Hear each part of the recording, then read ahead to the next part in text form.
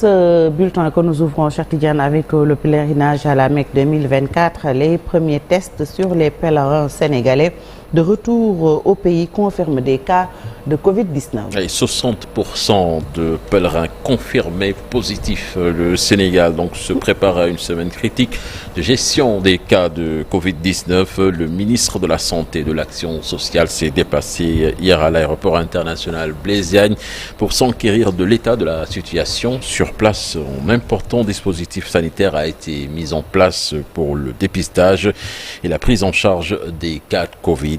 Je vous propose donc d'écouter le docteur Ibrahim Sy chez nos confrères de l'agence de presse sénégalaise. On a été alerté par ce qui s'est passé lors de ce pèlerinage où, au niveau de la Mecque, il y a un certain nombre de décès qui ont été enregistrés. Au départ, on avait pensé que c'était lié à des vagues de chaleur parce que la température était excessivement élevée. Mais on s'est rendu compte qu'il y a un syndrome respiratoire avec les cas de décès.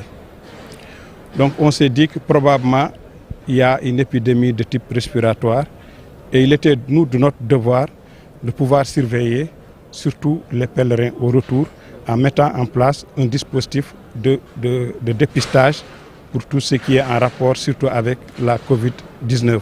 Et il faut dire quand même qu'il y a des cas qui étaient suspects et c'est des cas qui sont avérés. Et là, on est en train de leur fournir l'information pour qu'au niveau de leur maison, qu'ils puissent prendre les dispositions pour éviter que la maladie se mette à se propager et surtout qu'on puisse limiter ou même supprimer les fameux ganelets qu'on a l'habitude de faire. Mais il n'y a pas à s'alarmer, mais il y a aussi à faire de la prévention. Est-ce qu'on a une précision sur le nombre? Le nombre, je ne peux pas le dire, on fera un communiqué officiel quand on aura toutes les données. Mais ce que je peux assurer, c'est qu'il y a quand même quelques cas qui proviennent de la Mecque et qui sont des cas positifs. Et on voudrait bien faire le tracking, les connaître, les identifier, savoir où ils habitent, pour qu'on puisse les mettre en relation avec les structures de santé proches, pour faire une surveillance rapprochée, pour éviter une propagation. Et puis, baisse du prix du pain, les meuniers annoncent l'arrêt de la production de la farine, cher Tidiane. Oui, cela fait suite à la décision du Conseil national de la consommation de baisser le prix de la farine de 4 000 francs CFA. Les meuniers considèrent que cette mesure intervient au moment où le coût moyen du blé est en hausse constante. C'est ainsi que l'association des meuniers industriels du Sénégal décide d'engager ses 7 membres dans une mesure de retrait, car, disent-ils, ne pouvant pas s'engager dans un dispositif de vente à perte et déclarent officiellement donc en arrêt provisoire de production. Rappelons que la baisse des prix annoncée par l'État du Sénégal entre en vigueur ce lundi sur le Fati. Et puis, retenez que Amadou Gaye, président de la Fédération nationale des boulangers, sera notre invité dans la deuxième partie de l'émission. C'est ça, sur le Fati. Nous poursuivons cette édition. Direction Saint-Louis, Ndiaïel, donc les populations ont manifesté pour récupérer 20 000 plutôt hectares de terres offerts selon elle à des étrangers au détriment de la population depuis 10 ans. Ses habitants donc demandent l'arbitrage des autorités. Explication dans cette correspondance signée Ousseynou Diop et Habib Sek.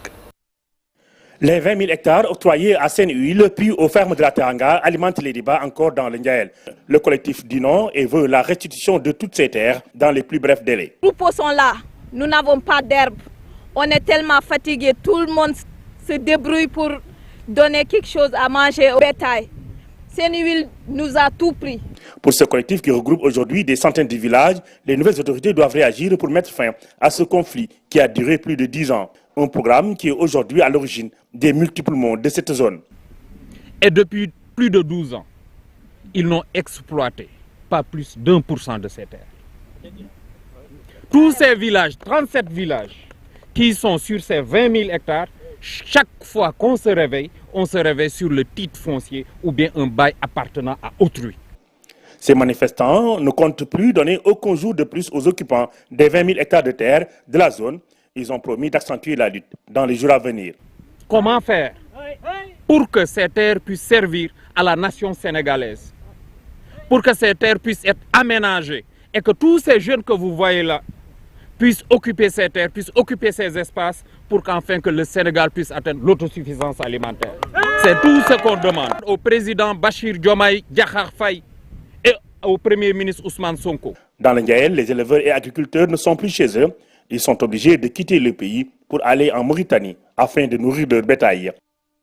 En politique à présent, suite à la décision des coordonnateurs du parti FDS, les Guelewar réaffirment son ancrage au sein de la mouvance présidentielle lors du séminaire national tenu à Thiès le 22 et 23 juin 2024. Il a été décidé donc de dissoudre toutes les instances actuelles du parti pour mieux répondre aux enjeux contemporains. Ce renouvellement marque un tournant décisif et vise à adapter les structures du parti aux défis actuels et futurs sous la direction du président Babacar Diop. Les détails dans cette correspondance signée Cheikh Anta Diop et Seyla Tir.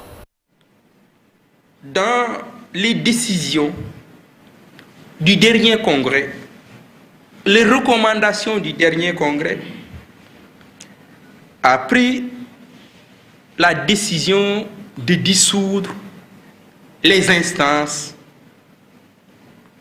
les différentes instances de notre parti. Oui, c'est une décision grave d'en arriver à dissoudre toutes les instances du parti. Mais c'est pour un nouveau départ. C'est pour un nouvel élan. C'est pour la construction, pas d'un nouveau parti, mais la construction d'un parti nouveau. La nuance est importante. C'est pourquoi FDS, les Guelewar, s'est engagé dans ce chantier de construction d'un Sénégal nouveau, de soutien, d'encouragement donc au président de la République et de son gouvernement.